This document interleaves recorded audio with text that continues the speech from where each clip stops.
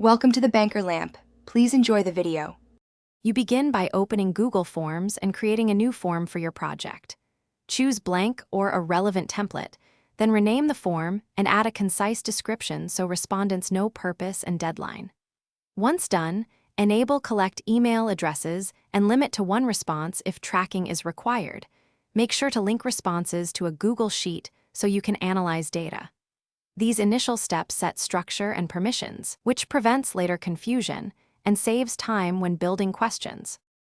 Now you create the form body. Add questions and pick types that match the data you need. Use multiple choice for single answers, checkboxes for multiple selections, and linear scale for ratings. Once done, group related questions into sections and apply Go to Section based on answer to direct respondents through conditional paths. Make essential items required and add response validation for formats like numbers or emails. This detailed structure improves data quality and keeps respondents finished by previewing the form on desktop and mobile and running test submissions that cover every branch. This confirms logic and validation behave as expected.